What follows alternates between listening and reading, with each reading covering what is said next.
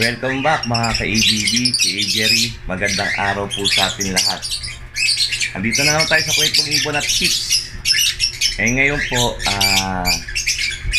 ipapakita ko po sa inyo yung aking bagong pinagpares na ang tagal-tagal ko lang hinihintay na mag-band. Ayun, nag-band na. Yung ads one ko na blue bronze palo saka opaline split bronze palo. Yun ay ipapakita ko sa inyo. Tagal kong hinihintay ito. Nakakuha rin sa tiyaga. Makapagpares lang.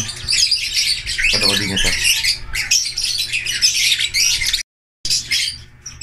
Okay guys, ito yung Alps 1 natin na bronze palo na cock cross sa opaline split bronze palo. Ayan na po, nagpares na. Ito po ang pagkukwentuhan natin yung araw na to. Ayan po sila. Ayan po, gagawin po natin ito. Ililipat na po natin to sa may nest box.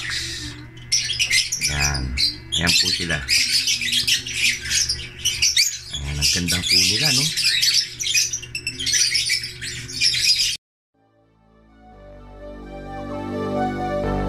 Fill me out with your smile. Now the sunshine brings the light. Fill me out with a flame. I will let you in this game. Take me out when I'm down. Cause with you I'm safe and sound. Safe and sound. Safe and sound.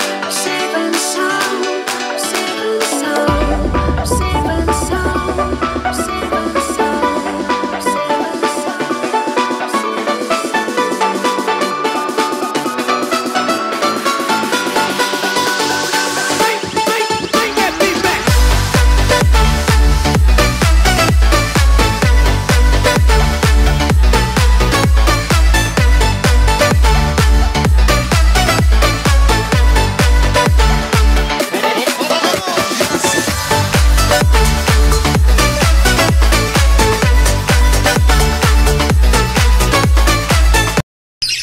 Okay guys, ito na ho sila.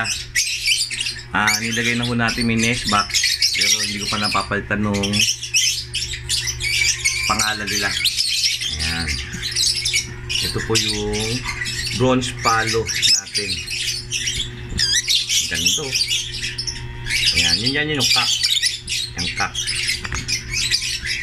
O, diba? Ang ganda. Alps 1 lang po yan. Alps 1. Ito po yung hen. Ayan.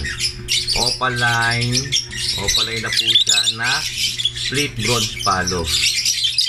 Ayan. Alam nyo guys, ang tagal kong hinintay ho to. Ang tagal po nila magpare. Grabe. Sobrang tagal. Kasi etong cock ko, naglugon pa. Naglugon siya. Siyempre pag lugon, hindi siya makapagpare, hindi siya makalapit sa mga ibang ibonan, sa ibang ibon. Ayan, kasi naglulugon. Ngayon medyo okay na ho siya, nakondisyon na ho natin siya. Tumubo na yung mga balahibo niya, yung feather niya tumubo na, okay na, maganda na yung pangangatawan niya. Ngayon ho, ibinalik ko ho sila sa pairing cage. Ayan. Ayun, nagpasa. Pero itong hen na to, sa totoo lang, di pa. Hindi niya malapitan, hindi malapitan ng cock. Gawa ng lugon ka, naglugod. Tagal, buwan lang initayin natin dito para makapagpares. Pero ngayon, okay na siya. Ads 1 lang po yan. So, ngayon po guys, nilagay na ho natin sila sa breeding cage. Bahala na ho sila dyan. Gumawa ng pamilya. At sana po makapaglabas po sila ng visual. Kahit na visual lang na bronze palo, o di mas maganda kung makapaglabas sila ng technique yung na opaline bronze palo, na visual na bronze palo na opaline. Mas maganda ho yun. Maganda yung kargahan ho nun. Ito ho, ina-update ko po kayo